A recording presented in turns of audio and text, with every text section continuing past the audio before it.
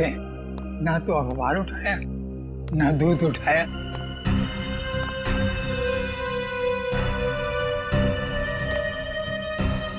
ये ली।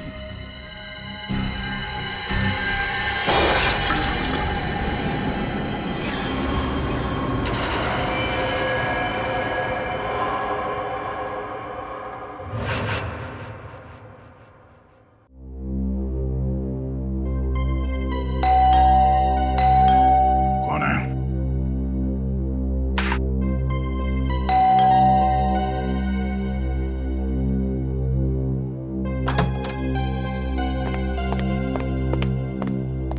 अरे फ्रेडी, सुबह सुबह यहाँ पे क्या बात? अरे ठीक तो परेशान लग रहे हैं। आप बहुत लकी हो सर। तो ये तुम्हारी परेशानी है?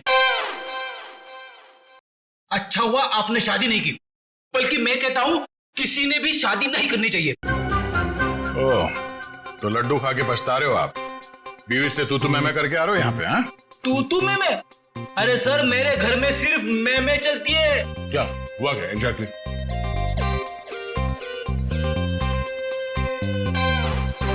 कैसी दिखती है मेरी बॉडी? एकदम फिट लगता हूं कि नहीं? हाँ हाँ, बिल्कुल फिट है।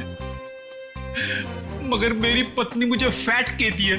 ओह, अब फिट और फैट के बीच में अंतर है कि नहीं? बिल्कुल। मगर उसे कौन समझाएगा? कल रात को मैं खटिया पे सोने गया तो खटिया टूट गई। टूट गई? हाँ, इसमें मैं क्या करूं? खटिया पुरानी थी। कहने लगी तुम्हारा वेट बढ़ गया है। तुम एक्सरसाइज नहीं करते? तुमने एक्सरसाइज करना छोड़ दिया? टाइम कहां से निकालूं सर? दिन में सीआईडी की ड्यूटी, शाम को वाइफ की ड्यूटी। अब इस बीच में मैं जिम कब जाऊं सर? मैंने उससे कहा कि तू शाम को अकेली बाजार जाया कर ताकि मुझे जिम जाने के लिए वक्त मिले, लेकिन नहीं, भड़क गई मेरे पे। कहने लगे कि तू पहले तो बहुत टाइम निकालता था, मेरे इर्द गिर्द भौरे की तरह घूमता था, लेकिन अभी 1 घंटे की फुर्सत भी नहीं है तुम्हारे पास। मैं क्या करूं सर? ये तो बहुत गलत हुआ, कुछ करना पड़ेगा। एक काम करते हैं, भाभी को फोन लगा के बात करता हूं मैं उनसे। अरे नहीं सर। क्या हुआ? मरवा दोगे? क्यों? अगर उसे पता चला ना कि मैं कंप्लेंट लेकर आपके पास आया हूं, तो वो मायके चली जाएगी घर की चाबी लेकर, और फिर मुझे आपके घर में ही रहना पड़ेगा। ओह, मतलब मामला सीरियस है, रिस्क नहीं ले सकते हैं। क्या करेंगे? सिवाय अफसोस के मैं तो कुछ नहीं कर सकता। मेरे पास एक उपाय है। क्या? भाभी को लगता है कि तुम फैट हो, फिट नहीं हो, है ना? तो तुम फिट हो जाओ। कैसे? एक्सरसाइज करके। और ऐसी एक्सरसाइज बताऊंगा जो तुम ऑफिस में बैठे बैठे भी कर सकते हो। मगर हाँ, जब फुर्सत मिले तभी करना, नहीं तो इसी भी आपको पता चल गया ना तो तुम्हें नौकरी से निकाल देंगे। अरे, है ना? एक मिनट। हाँ, हेलो, क्या? कहां पे?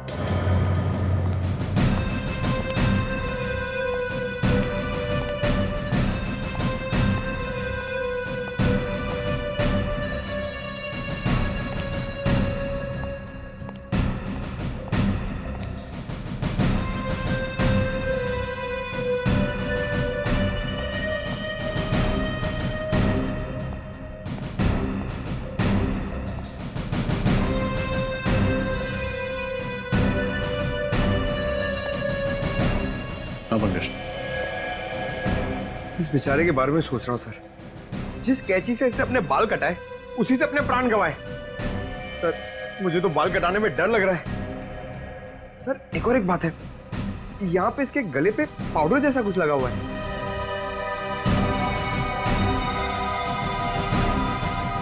हाँ शंभू जी, बताइए क्या हुआ यहाँ पर? क्या देखा आपने?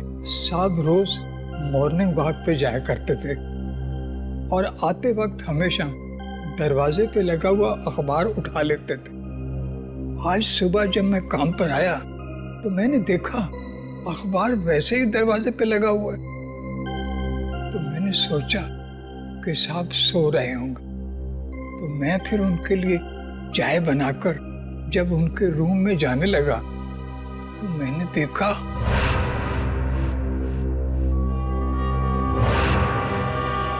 बड़ी अजीब बात है ना।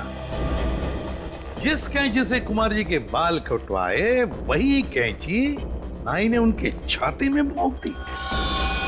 ऐसा क्या हुआ होगा दोनों के बीच में जो नाई ने कुमार जी को ऐसा मार डाला?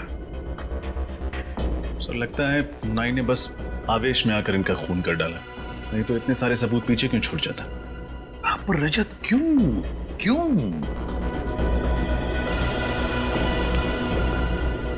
मुझे एक बात बताओ, आपके कुमार साहब करते क्या थे? ये छोटे छोटे धंधे वाले जो लोग हैं ना, उनको कर्जा दिया करते थे। अच्छा, कर्जा देते थे। वैसे आप कितने सालों से काम कर रहे हैं यहाँ पर? वो जब स्कूल जाते थे। घर के बाकी परिवार वाले कहाँ पर हैं? मेम साहब तो बच्चों के साथ अपने मायके गई हैं दिल्ली। मैंने उनको फोन कर दिया है। एक बात बताओ, क्या कुमार जी अपने बाल घर पर ही कटवाते थे? नहीं साहब, पहले ऐसा कभी नहीं हुआ। वो तो हमेशा सैलून में जाके बाल कटवाया करते थे। मतलब पहली बार उन्होंने घर में बाल कटवाए? इतनी रात गए?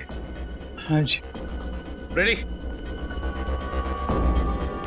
इस घर की एक एक चीज को अच्छी तरह से देखो, एक एक सबूत उठाओ और फोरेंसिक लैब भेज दो। रजत, कुमार जी के नाई का पता लगाओ और उठाओ उसे। कुमार के नाई को बुलवा लिया? हाँ सर, इसका नाम सुंदर है और पिछले 4 सालों से कुमार के बाल यही काट रहा था। ये सुंदर, ये कुमार तुमसे ही बाल कटवाते थे?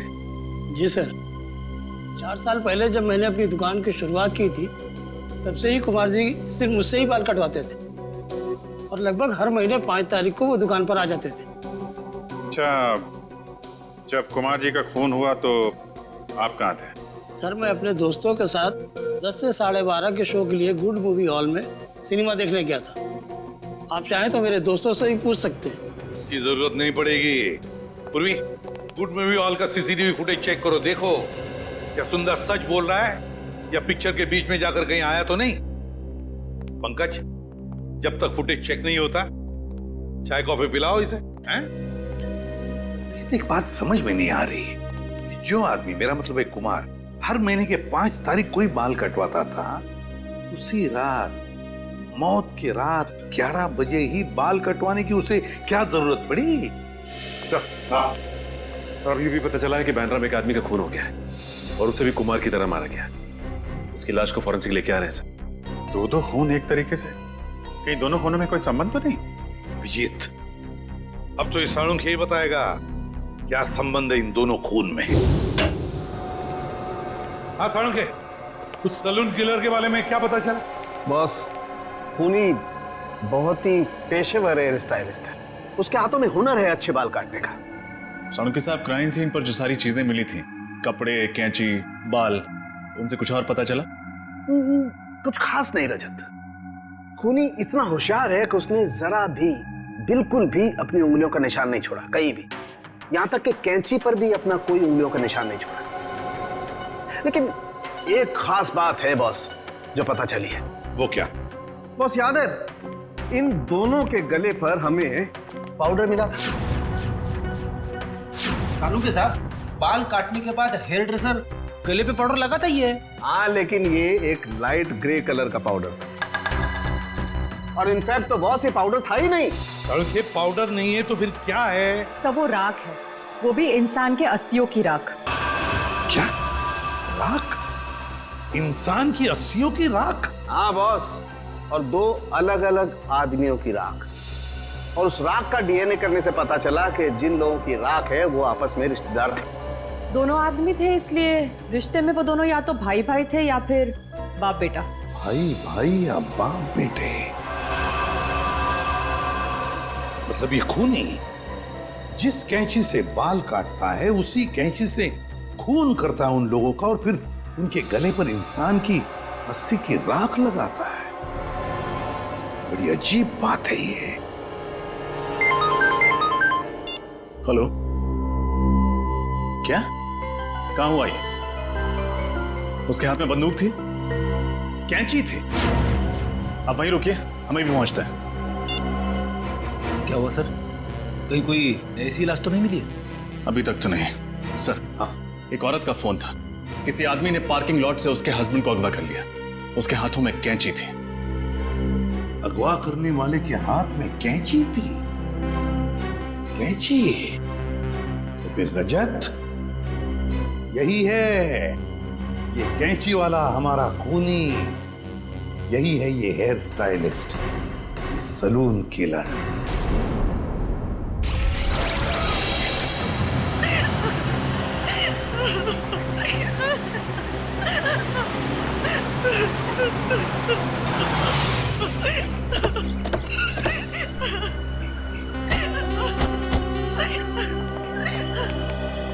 आपने सीआईडी ब्यूरो में फोन किया था मैडम? हाँ सर, मैंने ही फोन किया था। सर, वो लोग मेरे पति को ले गए सर। मेरे पति को बचा लीजिए सर, बचा लीजिए मेरे पति को। एक मिनट मैडम, शांत हो जाइए। आप ठीक से बताइए हुआ क्या? कौन ले गया आपके पति को? मुझे नहीं पता सर, मैंने उसे पहली बार देखा था। उसने अपने मुंह पर रुमाल बांध रखा था। मेरे पति जैसे ही गाड़ी से निकले, पता नहीं कहां से वो सामने आ गया और मेरे पति के मुंह पर रुमाल रखकर उन्हें बेहोश कर दिया। मैंने उन्हें बचाने की कोशिश भी की सर, लेकिन उस आदमी के हाथ में कैंची थी। ये देखिए सर, उसने मुझ पर भी वार किया, सो मैं डर गई और उसने मेरे बेहोश पति को गाड़ी में बिठाकर पता नहीं कहां ले गया। सर, मेरे पति को बचा लीजिए सर, बचा लीजिए सर मेरे पति को। एक मिनट।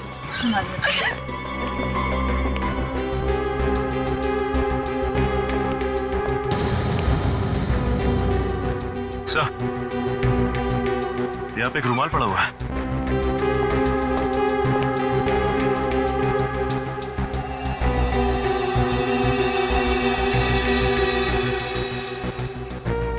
मैम, क्या ये कपड़ा इस्तेमाल किया गया था आपको पति को बेहोश करने के लिए?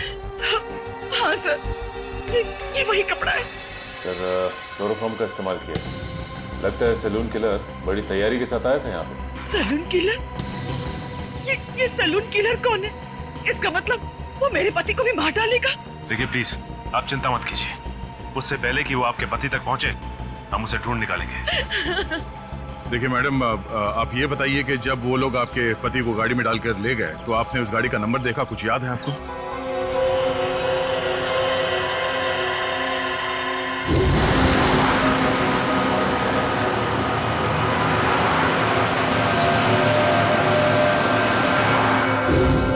नहीं सर, नंबर प्लेट पे तो काला रंग लगा हुआ था, लेकिन गाड़ी के पीछे साइड पे कांच पे एक स्टिकर चिपका था जिसमें Q1 लिखा था। Q1? क्या उस स्टिकर पे कोई म्यूजिकल साइन भी बना हुआ था? हाँ, हाँ, हाँ। श्रेया, तुम इस Q1 के बारे में कुछ जानती हो? हाँ सर, Q1 एक दुकान है जहाँ गाड़ियों के म्यूजिक सिस्टम्स बेचे जाते हैं। ओह, गाड़ी के नंबर प्लेट को काली करने से उसने सोचा कि वो बच जाएगा। बेवकूफ आदमी। Q1 music.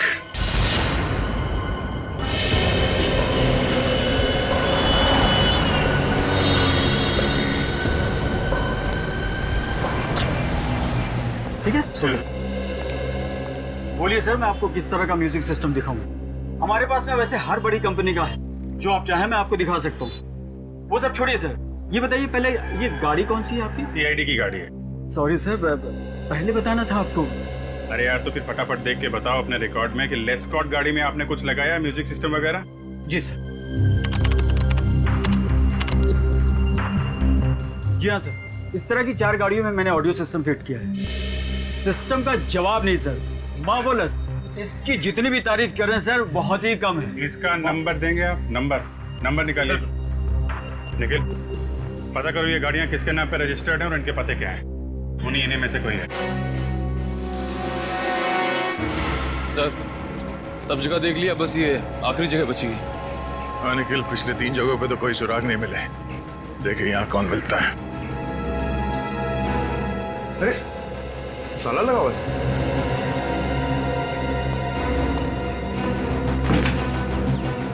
क्या बात है सर? हम लोग सीआईडी से हैं। हमें मिस्टर सुमुख से मिलना है। उनके नाम पे गाड़ी रजिस्टर्ड है XY35 MT645। घर पे नहीं है क्या वो? साहब मैंने सुना था कि वो 2 महीने पहले ही मर गया था। क्या? सुमुख 2 महीने पहले मर चुका है? जी साहब। और आपको? सर मेरा नाम सनी है सर, मैं इसी खुली में रहता हूँ सर। मैंने सुना था कि दोनों बाप बेटे ने आत्महत्या कर ली थी, बेचारे दोनों इसी खोली में जल के मर गए थे। ये सब कैसे हुआ? आप लोगों ने बचाने की कोशिश नहीं की? वो सब कुछ आधी रात को हुआ ना, तो किसी को पता ही नहीं चला। मैंने भी कोई आवाज नहीं सुनी। आप साहब मेरा नाम कांता है, मैं बाजू वाली खोली में रहती हूँ। अच्छा, ये सुमुख की जो गाड़ी है वो कहाँ है? गाड़ी? क्या सुमुख के पास गाड़ी थी? साहब हमने तो कभी नहीं देखी, और सुमुख तो चल ही नहीं पाता था साहब, तो गाड़ी कैसे चलाता? सुमुख चल नहीं पाता था? जी नहीं। मधुसूदन को जिस गाड़ी में किडनैप किया गया वो गाड़ी सुमुख के नाम पर रजिस्टर्ड है, और सुमुख चल नहीं सकता था। ये क्या राज है तो दरवाजा खोलने के बाद ही पता चलेगा।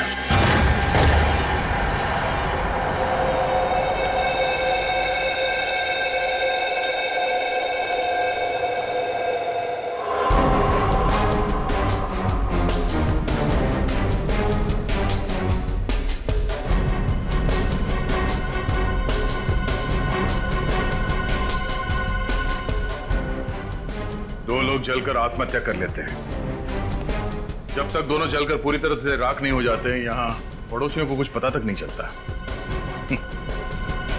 बड़ी अजीब बात है।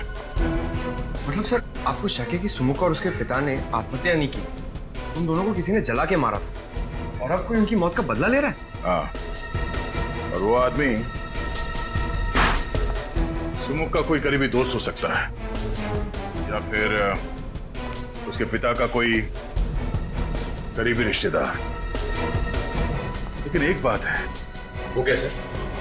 डॉक्टर सालुंके ने हमें बताया था कि मिस्टर कुमार के गले पे जो राख मिली थी वो 2 अलग अलग लोगों के थे, और दोनों रिश्तेदार थे। तो हो सकता है कि दोनों बाप बेटे हो। सर इसका मतलब वो राख सुमुख और उसके पिता की है? हाँ, मुझे शक तो है, पर कंफर्म करना बहुत जरूरी है। एक काम करो, डीएनए टेस्ट के लिए उनके बाल उठा लो यहाँ से, और बाथरूम से टूथब्रश, और घर की अच्छी तरह से तलाशी लो, देखो कुछ मिलता है।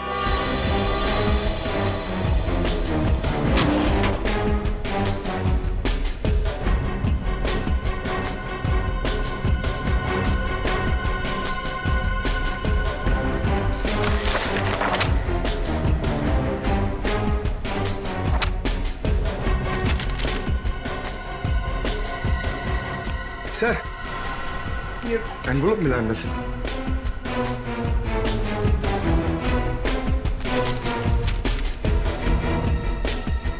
ये तो लोन एप्लीकेशन है, golden finance loan application form. Golden finance private finance company है, कोई बैंक नहीं है। और ये फाइनेंस कंपनी का लोन एक्नॉलेजमेंट लेटर 2 महीने पहले का है, सुमुख के मरने से 2 महीने पहले का। हाँ तारिका, क्या पता चला? तो सुमुख के घर से जो टूथब्रश और बाल के सैंपल आप लोगों ने भिजवाए थे, उसकी डीएनए टेस्ट की रिपोर्ट आ गई है। और नतीजा? Perfect match.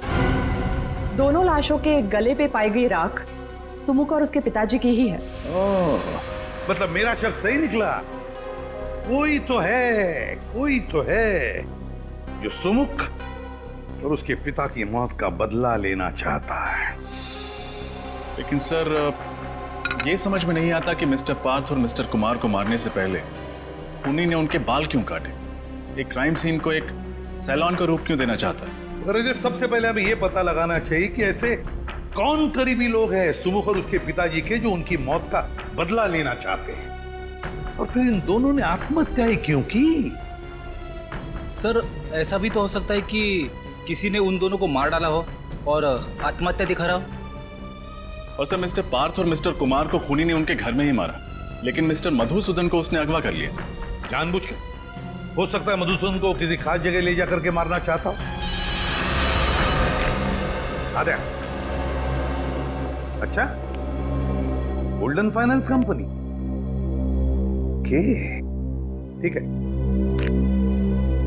सुमुख ने मरने से पहले गोल्डन फाइनेंस कंपनी से लोन लेना चाहा था। Golden finance company.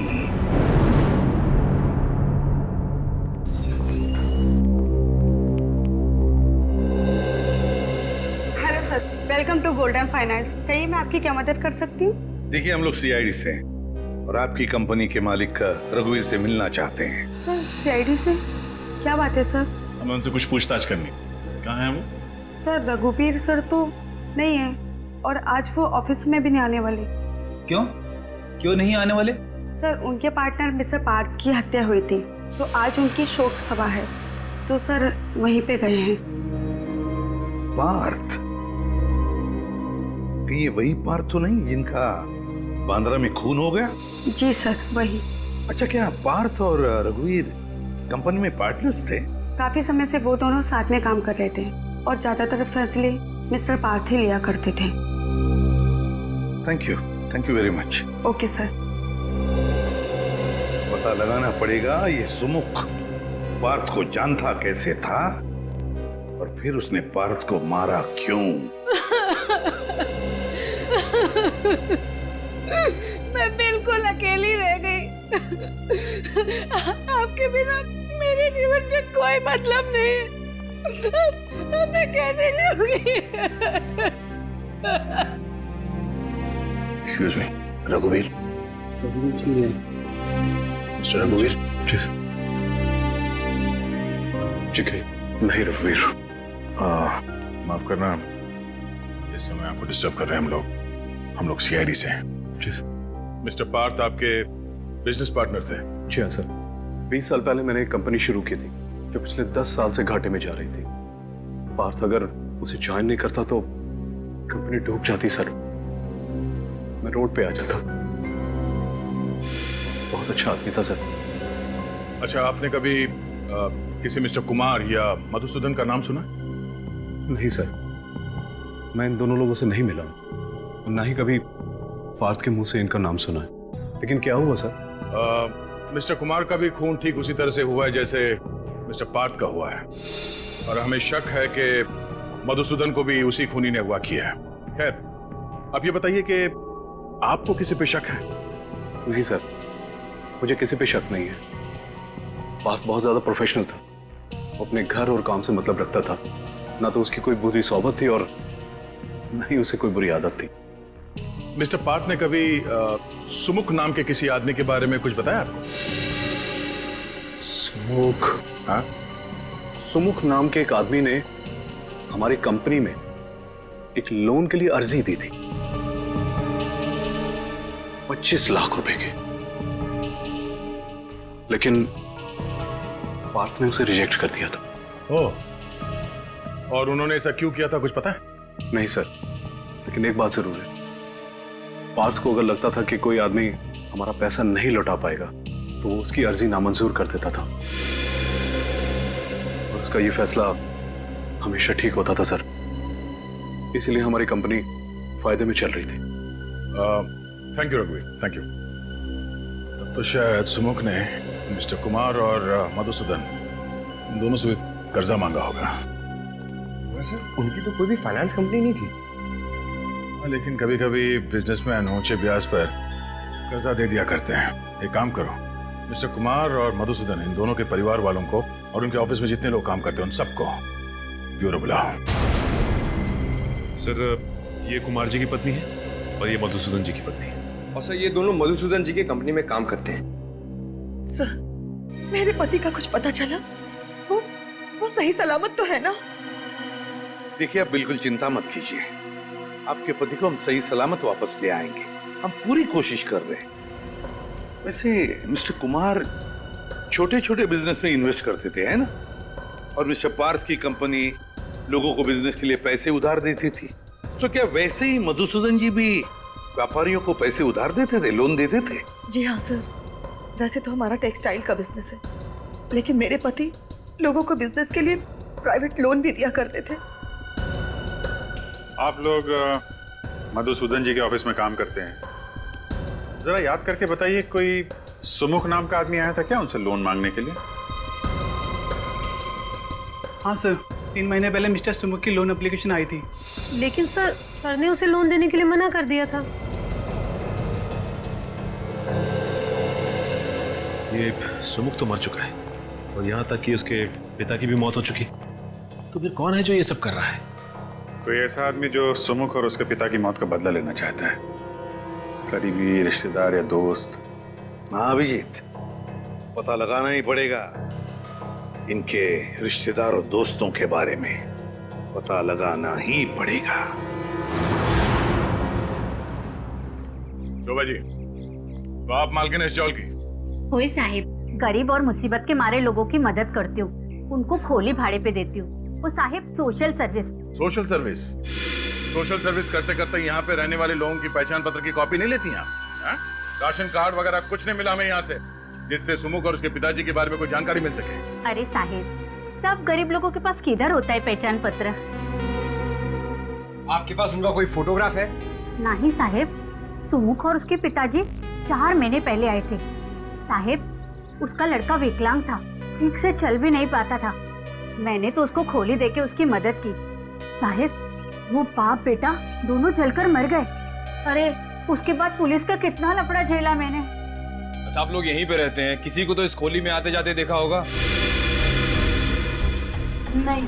और आपने? सर मैं तो यहाँ 3 महीने पहले ही रहने आया हूँ। मुझे तो कुछ भी मालूम नहीं है। साहिब, ये सच बोलता है, ये तो अभी रहने को आया है।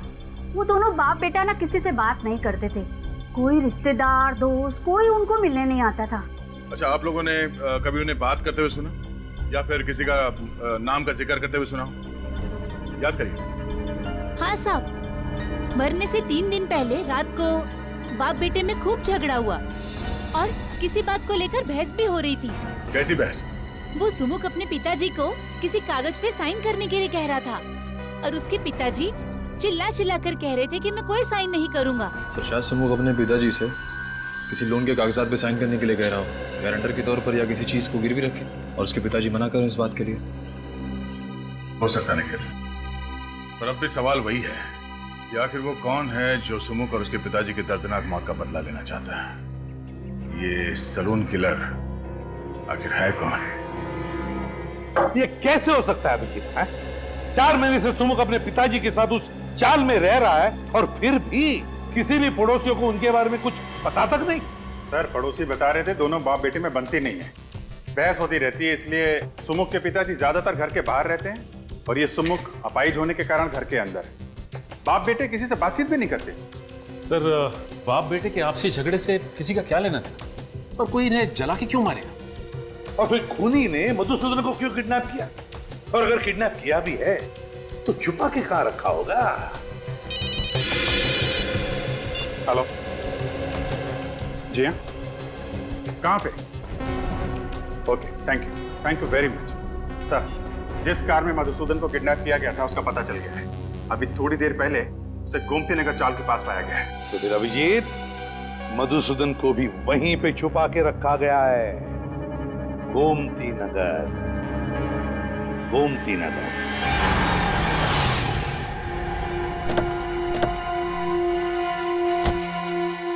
यहां से हमें पैदल ही जाना होगा, लेकिन सावधान रहना, खूनी कभी भी कोई भी हरकत कर सकता है। इस बार वो हमारे हाथों से बचना नहीं चाहिए।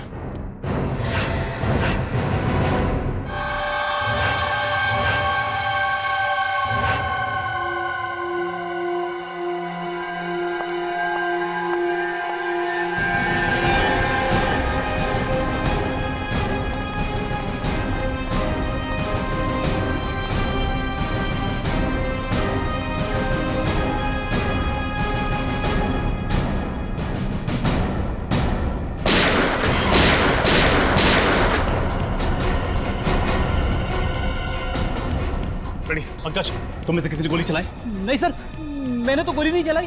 नहीं सर, मैंने नहीं चलाई। तब तो ये जरूर उसे खूनी का काम होगा। जिस दिशा से गोली की आवाज आई है उधर आ जाओ।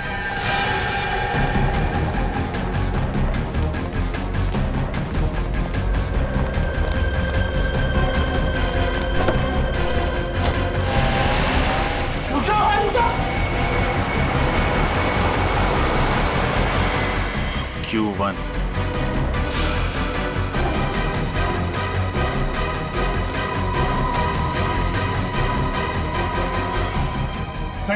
जिंदा से संभालो।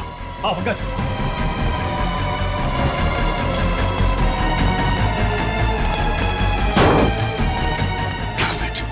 कोनी को पता चल गया था कि हम यहाँ पहुंच चुके हैं। वापस चलो।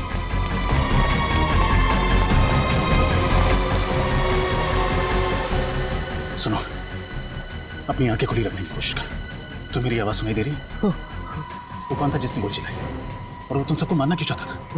वो हमारे बॉस को ले गया। बॉस? क्या नाम है तुम्हारे बॉस का? लकी, लकी नाम है वो। लकी? और ये सब कौन है? ये सब बाकी सारे हमारे साथी। एक खूनी एक गुंडे को क्यों अगवा करेगा? सुन, इसने मुजरिम को देखा है। हर हाल में इसका बचना जरूरी है। हॉस्पिटल ले जाओ इसे। चलो हाँ, जल्दी जल्दी।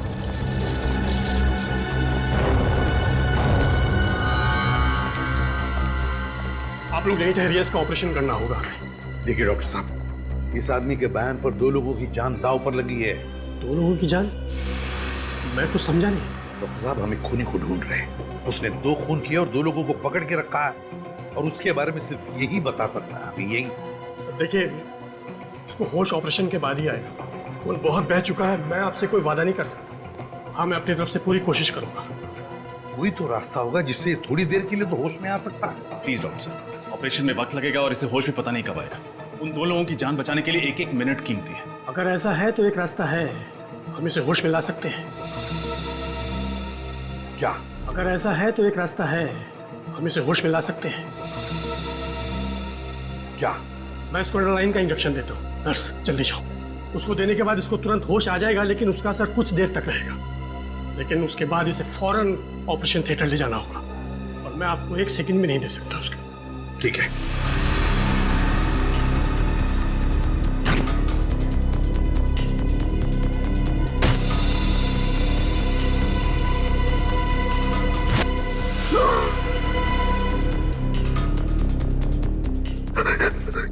क्या हुआ? मैं कहाँ हूँ? चौल में किसी ने तुम पर गोली चलाई थी। कौन था वो आदमी? सुमुख का भूत लकी भाई को उठा ले गया। सुमुख का भूत? हाँ, लकी भाई ने उसे मार दिया था। अब वापस आ गया। ये बेहोश हो गया है, इसको ऑपरेशन के लिए ले जाना होगा। चलो।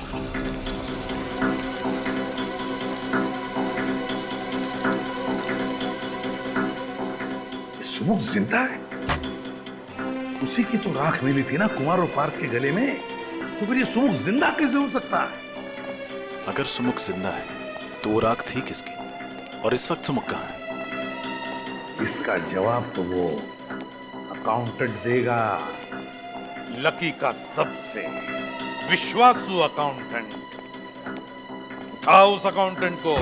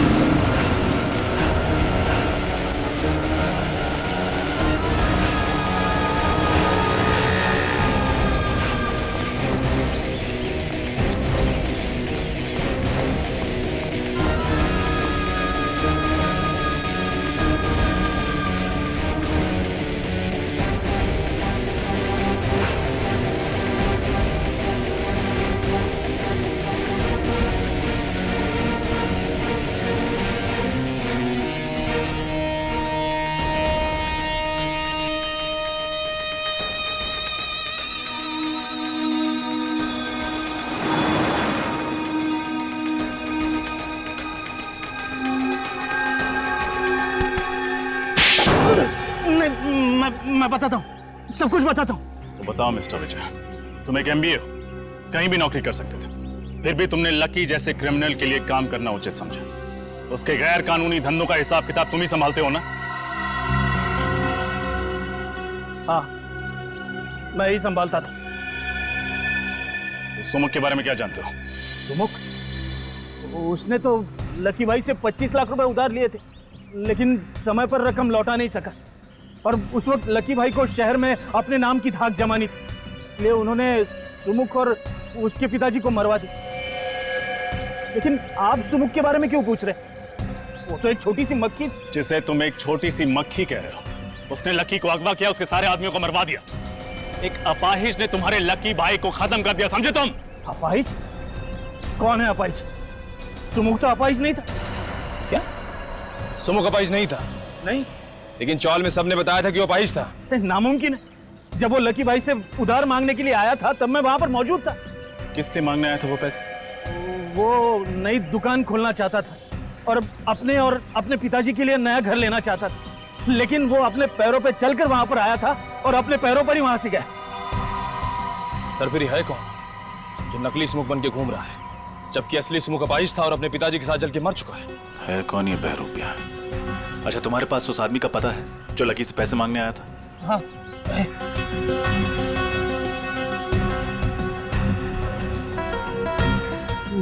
मांडवा गली खोली नंबर 4।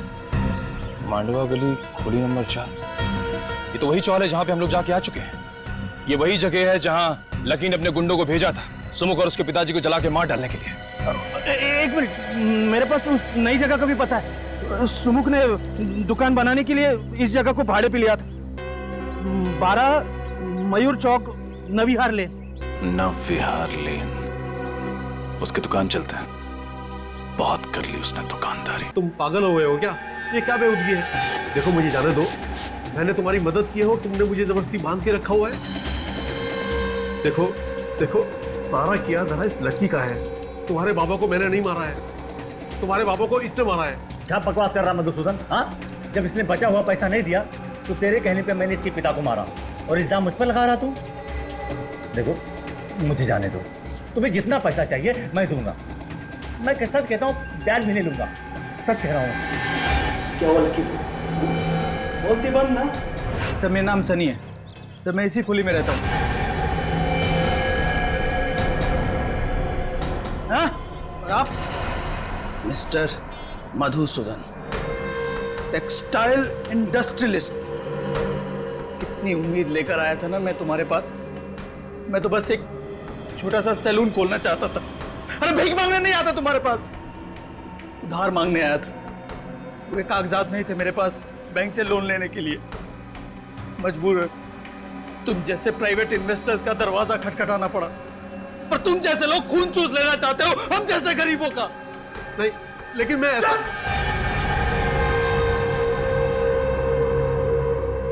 लकी भाई, एक किस्त देने में देर कर देने पर कोई किसी के बाबा और उसके निर्दोष बेटे को चलाकर मार सकता है क्या? हाँ? गलती हो गई, माफ कर दो प्लीज। अब मैं माफी मांग रहा हूँ। इसके बहकावे में आ गया था मैं, इसके मधुसूदन के, इसीलिए मैंने किया था। लेकिन सुनो, मुझे एक बात समझ में नहीं आई। मैंने तुम्हें और तुम्हारे पिता को जलाकर मार डाला था, तुम जिंदा कैसे बच गए? तुम्हारे बेवकूफ गुंडों ने मुझे नहीं मारा, मेरी जगह मेरे निर्दोष अपाहिज भाई को जलाकर मार दिया, समझे? क्या तुम्हारा छोटा भाई भी था? मेरा छोटा भाई भी था, वो चल नहीं सकता था। आखिर क्या दोष था मेरे भाई मृदुल का? उसको सुमुख समझकर इसके गुंडों ने चलाकर मार दिया। मधुसूदन, तुम यही सोच रहे हो ना कि आखिर अभी तक मैंने तुम्हें समझा क्यों रखा है?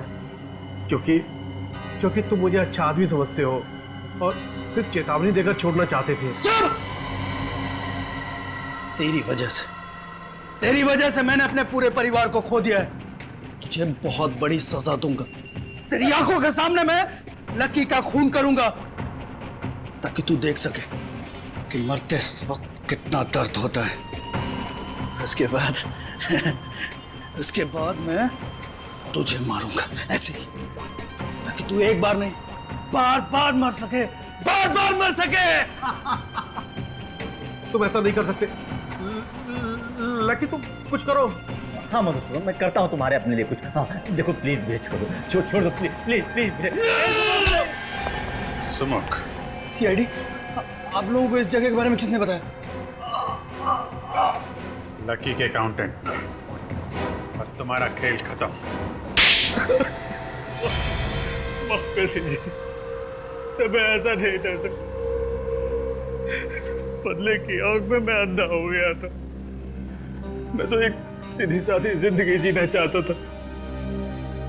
मैं एक हेयर स्टाइलिस्ट बनना चाहता था, लेकिन मेरे बाबा स्कूल टीचर थे।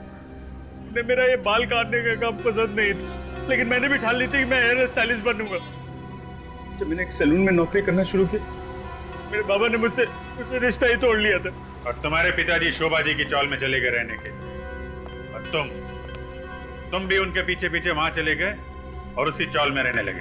हाँ सर, जैसे ही मुझे पता चला कि बाबा और मृदुल वहां रहने लगे तो मैं भी वहां शिफ्ट हो गया। लेकिन मेरे बाबा तो मुझसे गुस्सा थे। उन्होंने चौल में किसी को नहीं बताया कि मैं उनका बेटा हूं, पर मैंने भी ठान ली थी कि अपना खुद का एक सैलून खोलूंगा और बाबा को साबित कर दूंगा कि एक हेयर स्टाइलिस्ट बन के भी एक इंसान कामयाब हो सकता है, उसे इज्जत मिल सकती है। और इसीलिए तुमने लोन लेने के बारे में सोचा? हाँ हाँ सर, पर फिर भी मुझे बैंक से लोन नहीं मिल पाया। एक बार मैंने कोशिश भी की, बाबा को गारंटर के तौर पर लोन के कागजात पर साइन कराने के लिए कहा, लेकिन मेरी उनसे बहस हो गई। ये बात कांता ताई ने भी सुनी थी। पार्थ और कुमार, उन लोगों ने भी मुझे कर्जा देने से मना कर दिया था सर। और आखिर में सलून खोलने के लिए तुमने लकी से पैसे उधार लिए, क्यों? हाँ सर, और मेरा सैलून ठीक ठाक चलने भी लगा था, बस एक किस्त देने में देर कर दी थी। लकी ने अपने गुंडे बेचकर मेरे बाबा और मेरे छोटे अपाहिज भाई को जलाकर मार दिया था।